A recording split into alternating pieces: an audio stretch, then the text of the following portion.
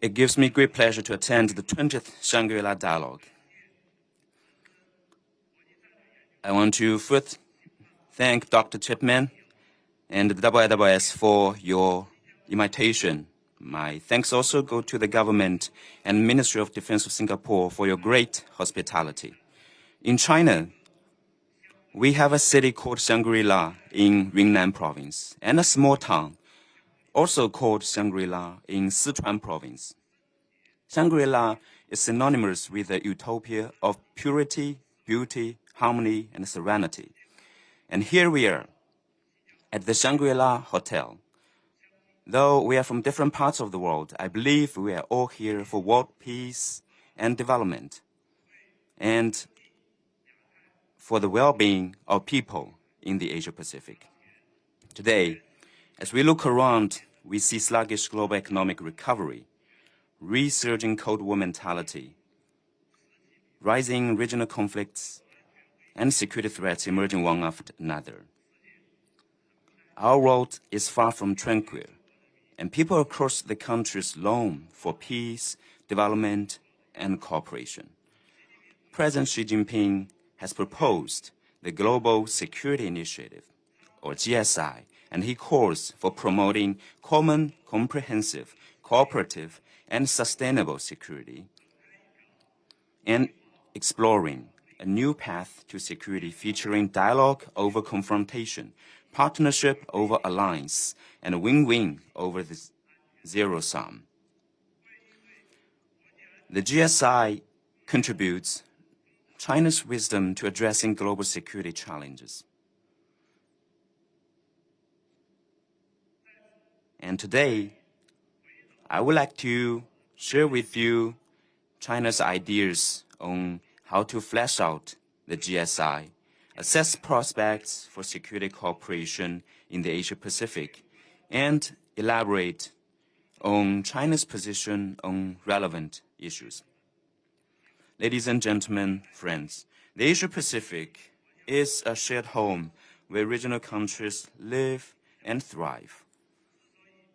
The sustained prosperity and stability in our region hinges on a sound security and development environment. This is something that has not come easily, and regional countries have done so much to have made it possible. On the other hand, we should not ignore that the Asia-Pacific faces unprecedented security challenges. People cannot but ask these questions. Who is disrupting peace in the region? What are the root causes of chaos and instability? And what should we stay vigilant and guard against?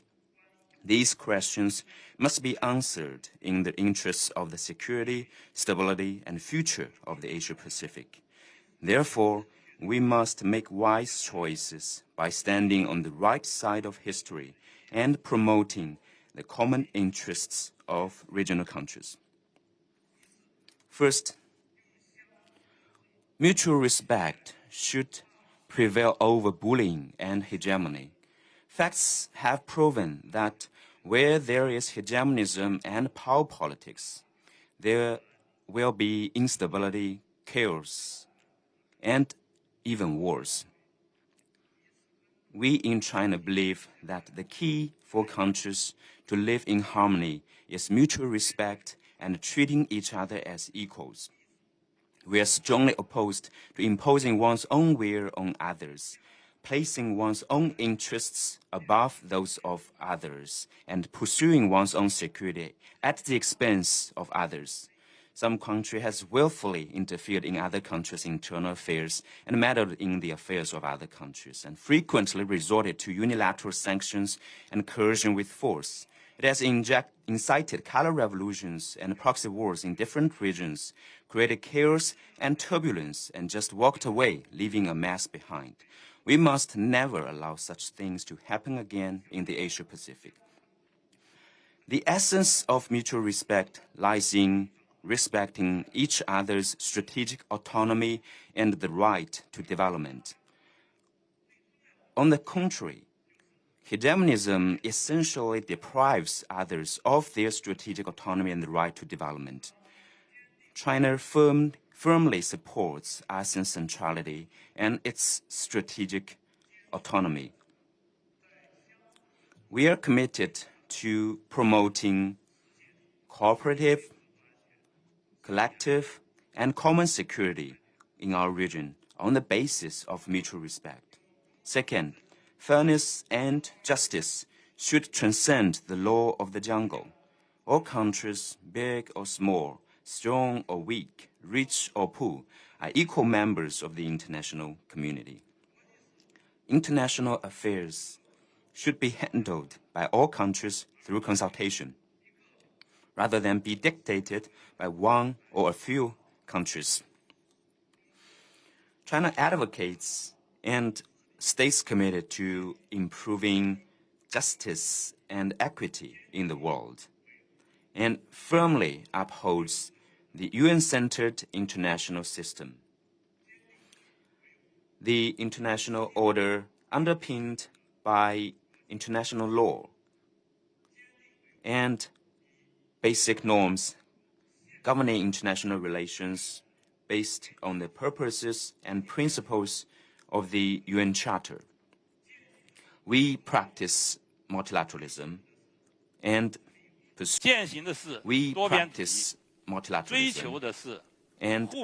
pursue win-win cooperation. Some countries, however, takes a selective approach to rules and international laws. It likes forcing its own rules on others, and even attempts to constrain others with a convention itself has not acceded to. Its so-called rules-based international order never tells you what the rules are and who made these rules. It practices exceptionalism and double standards and only serves the interests and follows the rules of a small number of countries. A just and equitable environment for development meets the shared interests of Asia-Pacific countries. Anyone who attempts to fleece the flock or prey on the weak will surely be opposed by countries in the region. Third, eliminating conflicts and confrontation through mutual trust and consultation. It is natural for countries to disagree with each other. But there are two approaches to addressing differences. One is exacerbating tension and adding fuel to flames, while the other is seeking consensus and promoting reconciliation and negotiations. It is quite clear which one is the right choice. China is committed to upholding peace in handling international crises. On issues concerning the Middle East, the Korean Peninsula, and Ukraine, China has played a constructive role and made great efforts to cool down the situation and facilitate political reconciliation. Meanwhile, some country is expanding military bases, reinforcing military presence, and intensifying arms race in the region, and transferring nuclear weapon technologies to a non-nuclear state. All such practices, which it often resorts to, are designed to make enemy, stoke confrontation, fuel the fire, and fish in troubled waters. As a matter of fact, regional countries have every wisdom and capability to settle their differences and disputes. At the end of the day, only enhancing dialogue and communication and promoting solidarity and cooperation will ensure stability in our region. Fourth, preventing bloc confrontation with openness and inclusiveness. The Cold War mentality is now resurging and greatly increases security risks of bloc confrontation in the Asia-Pacific. Some big power continue to promote its so-called Indo-Pacific strategy. China holds that no strategy should be based on ideological ground and aim to build exclusive military alliances against imagined threats as this could easily lead to a self-fulfilling prophecy. The true design of pushing for NATO-like military alliances in the Asia-Pacific is to hold countries in the region hostage and play up conflict and confrontation. Such attempts will only plunge the region into a whirlpool of division, disputes, and conflicts. History has proven that bloc politics, division, and confrontation have never delivered genuine security. They can only escalate tensions and destabilize the region. Today, what Asia-Pacific needs are big pies of open and inclusive cooperation, not small cliques that are self-serving and exclusive. We must never forget the catastrophes inflicted by the two world wars and the Cold War. And we must never allow such tragedies to happen again. Ladies and gentlemen, friends, China is committed to promoting world peace and development with concrete actions. The Communist Party of China, uniting and leading the Chinese people in concerted efforts of several generations, has successfully blazed a Chinese path to modernization. One distinctive feature of the Chinese path is peaceful development. This is an invaluable guide for our way forward that we have developed through years of hardships and dedicated efforts. The achievements China has made come from the hard work, diligence, and creativity of more than 1 billion Chinese people, not from aggression, expansion, and plundering. Wherever China goes, we focus on building capacity, seeking cooperation, and promoting development. This is widely recognized by the international community. As a Chinese saying goes, a just cause should be pursued for common good. China is ready to join hands with all countries on the path towards modernization and create new opportunities for global stability and prosperity. First, Chinese modernization has become a powerful force driving development for all. As a major country with more than 1.4 billion people, China is pursuing modernization in a peaceful way, and this will surely inject a strong impetus into global development and progress. In the past decade, China's contribution to global economic growth averaged 38.6%. Today, China is a major trading partner of more than 140 countries and regions. Last year, trade between China and ASEAN reached 6.52 trillion RMB yuan, or $923 billion US. And China and ASEAN are each other's biggest trading partners.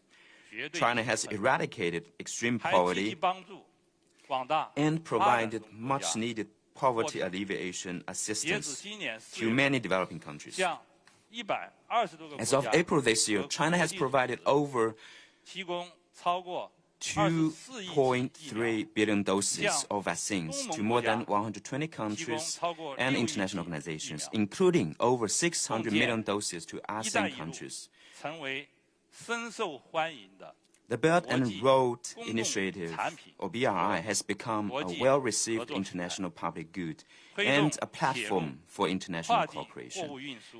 Thanks to the BRI, many countries now have access to cross-border railway cargo transportation. Some are able to build their first subway line. Some no longer need to transport their goods for domestic consumption via a third country. And people in some countries now have 24-hour supply of drinking water. More and more countries have benefited from the BRI. China will continue to pursue a mutually beneficial opening up strategy and pursue high-standard opening up and deliver more development benefits to people of other countries. Second,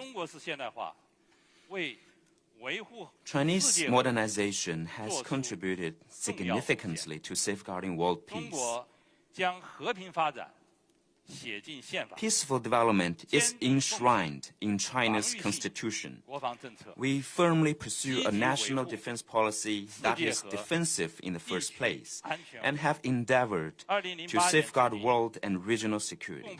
Since 2008, China has sent over 139 naval vessels in 44 groups, providing protection to over 7,000 Chinese and foreign ships.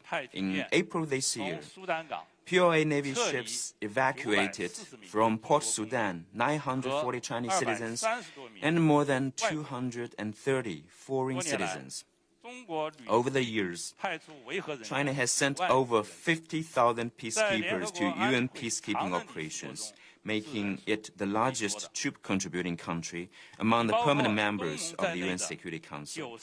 We have maintained exchanges and cooperation on peacekeeping with more than 100 countries and international or regional organizations, including ASEAN.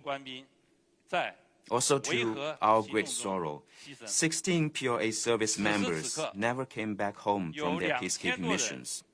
Right at the moment, more than 2,000 Chinese peacekeepers are on duty in 7 peacekeeping mission areas. I once read a line written by a Chinese soldier on his mission, and here I quote, "If people ask why going to such dangerous places to keep peace, please tell them someone must step forward to safeguard the fundamentals of human civilization." End of quote. This is a simple wish of a Chinese soldier. It is also a solemn commitment made by the Chinese military to the world. Third, Chinese modernization has played its role in improving global governance. Facing growing deficits in global governance, China holds high the banner of multilateralism and endeavors to follow a vision of global governance featuring extensive consultation, joint contribution, and shared benefits. We take seriously the legitimate security concerns of other countries and are committed to advancing global security governance. China upholds justice and equity and commits itself to bridging differences and enhancing solidarity. On the Ukraine issue, China has taken an objective and impartial stance based on the merits of the issue. We have published China's position on the political settlement of the Ukraine crisis and sent a special representative of the Chinese government on Eurasian affairs to have consultations with relevant parties. And we will continue to seek the broadest common ground possible among the international community for resolving the crisis. On the Afghan issue, China has initiated international coordination and hosted or participated in a number of relevant meetings. We have released China's position on the Afghan issue and provided 350 million RMB yuan or $49.5 million worth of humanitarian aid to Afghanistan. We will continue to work for ending chaos and restoring stability in Afghanistan without interfering in its internal affairs. Recently, in accordance with the important consensus reached between President Xi Jinping and leaders of Saudi Arabia and Iran, the latter two countries held a dialogue in Beijing and signed a joint statement on restoring diplomatic relations. Their rapprochement has led to a chain reaction of reconciliation in the Middle East. This is a victory of dialogue and a victory of peace. Ladies and gentlemen, friends, the Asia-Pacific is the fastest growing region with the greatest potential and most dynamic cooperation in the world. Given the grave and complex international security situation today, what we need most is an Asia-Pacific with lasting stability, rather than chaos and turbulence. China stands ready to work with all parties to enhance our commitment to an Asia-Pacific community with a shared future, promote sound development of regional security cooperation, strive to build an open, inclusive, transparent, and equitable architecture, and pursue brighter prospects for security in the Asia-Pacific. First, China is ready to work with all other parties to build stronger security and confidence-building systems. As the Chinese saying goes, lasting friendship is built upon heart-to-heart exchanges. China calls on all countries to strengthen strategic communication and mutual understanding, build trust and dispel misunderstanding. On issues that can be resolved in the near term, the relevant parties should engage in sincere consultation and work in the same direction for their early settlement. As to issues that cannot be resolved for the moment, disputing parties should maintain candid consultations, manage differences, and build up confidence with each other. The ASEAN way, which features fundamental principles of mutual respect, consensus through consultation, and accommodating each other's comfort level, is a successful practice of the Asian wisdom. China will continue to deepen military exchanges and build stronger security partnerships with other countries. We will follow the guidance of high-level engagement between defense and military leaders, enhance personnel exchanges at different levels, and establish various direct hotlines to expand communication channels. We are committed to resolving maritime and land border issues in a peaceful manner through negotiations and consultation, and to strengthen friendly ties with our neighbors. Second, China is ready to work with all other parties to promote more equitable security rules. The Asia-Pacific will not be secure without right rules and good governance. Setting security rules does not mean reinventing the wheel or overturning the existing rules. Rather, countries should abide by the purposes and principles of the UN Charter and complement and refine existing rules to make the international order fairer and more equitable. Staying committed to the UN Charter, China has joined almost all universal intergovernmental organizations and acceded to more than 500 international conventions. Together with ASEAN countries, we will continue to accelerate consultations on the Code of Conduct in the South China Sea, or COC. We will manage risks and crises by advancing air and maritime security talks and strictly following and continuously improving the Code of Unplanned Encounters at Sea, or CUES. We will address security issues in emerging areas and explore the formulation of rules for space, cyber, and biological security. In short, we will work towards a widely accepted, fair, and equitable system of security rules. Third, China is ready to work with all other parties to improve multilateral security mechanisms. China has established defense and security dialogue mechanisms with over 50 countries, and on this basis, will continue to promote multilateral security mechanisms. We will continue to support the institutional building of the Conference on Interaction and Confidence Building Measures in Asia, or CICA. Together with other Shanghai Cooperation Organization, SCO member states, we will optimize its defense cooperation mechanisms, revise its relevant regulations, and gradually improve the functioning of its expert working groups. We will actively participate in multilateral security dialogue and cooperation mechanisms, including the ASEAN Defense Ministers Meeting Plus, or ADMM Plus, the ASEAN Regional Forum, the Moscow Conference in International Security, and the Shangri-La Dialogue, and hold the China-ASEAN Defense Ministers' informal meeting on a regular basis. China hosts the Beijing-Shanshan Forum in the second half of each year to provide a platform for exchanges on security cooperation. Here, I'd like to invite you to attend the forum in China later this year. Fourth, China is ready to work with all other parties to carry out more effective defense and security cooperation. China has conducted various practical cooperation with other countries to maintain security in the Asia-Pacific. We have actively hosted or participated in joint exercises or tabletop exercises on counterterrorism, maritime security, and HADR under ADMM+, which effectively improved the capabilities of regional countries in addressing non-traditional security challenges. Since 2002, China has held around 300 joint exercises with more than 60 countries. Going forward, China will continue to participate in cooperation on military medicine, humanitarian mine action, and peacekeeping under the ASEAN framework. We will deepen and expand bilateral and multilateral exchanges with other countries in the region on equipment and technology, military academies, logistics support, military culture, military meteorology, and public health. We will continue to participate in joint exercises including China-Russia Joint Sea, SAO Peace Mission, China-Cambodia Golden Dragon, China-Singapore Cooperation Exercises, and the Arman Youyi exercise among China, Malaysia, Thailand, Vietnam, Laos, and Cambodia. China is also willing to participate in joint exercises organized by other countries at their invitation.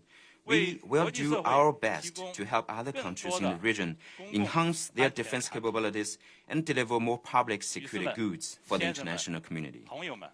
Ladies and gentlemen, friends, throughout its 5,000-year history, the Chinese nation has always valued peace and harmony. Since the founding of the People's Republic of China more than 70 years ago, we never started a conflict, occupied an inch of foreign land, or waged a proxy war. China has one of the best peace records among major countries. China stays committed to the path of peaceful development, but we will never hesitate to defend our legitimate rights and interests, let alone sacrificing the nation's core interests. As the lyrics of a well-known Chinese song goes, when friends visit us, we welcome them with fine wine. When jackals or wolves come, we will face them with shotguns. This illustrates the Chinese people's character of being friendly and kind, but not intimidated by strong power. With that, I want to underline China's position on the following issues. On the Taiwan question, it is the core of China's core interests. Taiwan is an internal affair of China, which is a primary and indisputable fact. Taiwan is China's Taiwan, and how to resolve the Taiwan question is a matter for the Chinese to decide. It brooks no interference from foreign forces. As a matter of fact, over 180 countries entered into diplomatic ties with China with the political commitment of abiding by the One China principle. The One China principle has become a universally recognized basic norm governing international relations. It is written in black and white in the Cairo Declaration and the Potsdam Proclamation that Taiwan shall be restored to China as part of the post-World War II international order. Both the mainland Taiwan belong to one and the same China. This is an indisputable fact. Any act to obscure, hollow out the One China principle is both absurd and dangerous. In fact, who is undermining stability across the Taiwan Strait? I think the answer is clear. The Democratic Progressive Party, or DPP authorities in Taiwan, denied the 1992 consensus and have continuously pushed for incremental Taiwan independence. They have tried hard to erase the Chinese identity of Taiwan and manipulated and hijacked public opinion. Meanwhile, some big power has repeatedly sold arms to Taiwan, provided military training assistance to it, and upgraded official exchanges with Taiwan. These moves greatly violated its own promises. People across the world can see clearly that the root cause of tensions across the Taiwan Strait are the DPP authorities soliciting foreign support for independence, and some foreign forces attempt to contain China with Taiwan and interfere in China's internal affairs. Let me make it clear once again. The more rampant the separatist activities for Taiwan independence are, the more resolute our countermeasures will be, and all foreign interference will end up in failure. China's reunification is an overriding historical trend and an unstoppable course. The Taiwan question arose as a result of weakness and chaos in our nation, and it will be resolved as national rejuvenation becomes a reality. China must be and will be reunified. It is the aspiration of a people and in line with the trend of our times. We will strive for the prospect of peaceful reunification with utmost sincerity and greatest efforts, but we make no promise to renounce the use of force. If anyone dares to separate Taiwan from China, the Chinese military will not hesitate for a second. We will fear no opponents and resolutely safeguard national sovereignty and territorial integrity, regardless of any cost. On South China Sea, thanks to the concerted efforts of regional countries, the situation in the South China Sea has generally remained stable, and regional exchanges and cooperation have grown stronger. The sound momentum towards greater stability must not be disrupted. Every year, tens of thousands of ships from different countries sail through the South China Sea, transporting a total of $3.5 trillion of goods to all parts of the world. We have never heard any of these ships having any trouble passing through or facing any security threats. However, we do see some countries outside the region exercise their hegemony of navigation in the name of freedom of navigation. They want to muddy the waters so they can rake in profits. Regional countries should stay highly vigilant and firmly reject these acts. Solidarity among regional countries needs to be cherished. China and ASEAN countries are connected by geography, culture, and family bonds. People in this region treat each other like brothers and sisters. It is natural for neighbors to disagree with each other from time to time. While countries in the region are engaging in communication and consultation for proper settlement of differences, some countries outside the region keep sowing discourse among us and fanning the flame. We need to stay clear-eyed and level-headed over the benefits and risks. The prospects for regional peace and cooperation are promising. Only by strengthening practical cooperation and expanding common interests can we better achieve more win-win and all-win outcomes.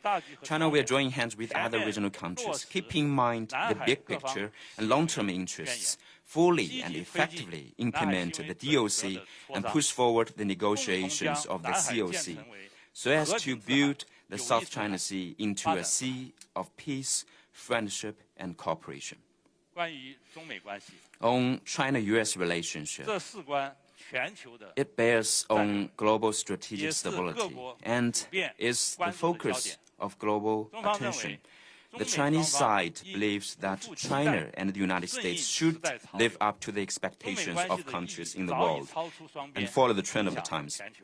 The China-US relationship is more than a bilateral relationship and has its global significance. The international community looks for a sound and stable relationship and is concerned about any potential conflict or confrontation. It is undeniable that a severe conflict or confrontation between China and the US will be an unbearable disaster for the world. China believes that a major country should behave like one. Instead of provoking bloc confrontation for self-interests, it should bear in mind the interests of all, resolve differences through exchanges and cooperation, and meet the aspirations of countries in the world. China and the US should not forget the history and need to draw lessons from history. China and the US have different systems and are different in many other ways. However, this should not keep the two sides from seeking common ground and common interests to grow bilateral ties and deepen cooperation. History has proven time and again that both China and the United States will benefit from cooperation and lose from confrontation. China seeks to develop a new type of major country relationship with the United States. As for the US side, it needs to act with sincerity, match its words with deeds, and take concrete actions together with China to stabilize the relations and prevent further deterioration. China and the US should properly handle differences, brave difficulties, and find the right way to get along. The past few years have seen China-US relations at a record low since forming diplomatic ties. I believe you all know the cause to such a difficult situation. The world is big enough for countries, including China and the US, to grow together. The right way for China and the U.S. to get along is following the three principles of mutual respect, peaceful coexistence, and win-win cooperation. Last November, President Xi Jinping and President Joe Biden had a successful meeting in Bali and reached important consensus. We hope the U.S. side will work together with us to follow through the consensus reached by the two heads of state, navigate the bilateral relations back to the right track from the difficult situation so as to deliver more benefits to both countries and the world. Ladies and gentlemen, friends, our dreams are linked. People of different countries are pursuing their own Shangri-La, just like the Chinese people. Long and arduous as our journey may be, we will get to the destination as long as we take concrete steps. Let us work hand in hand to build an Asia-Pacific community of shared future, promote stability, prosperity, and development in our region, and make the Asia-Pacific a better place. With that, I conclude my speech. Thank you all.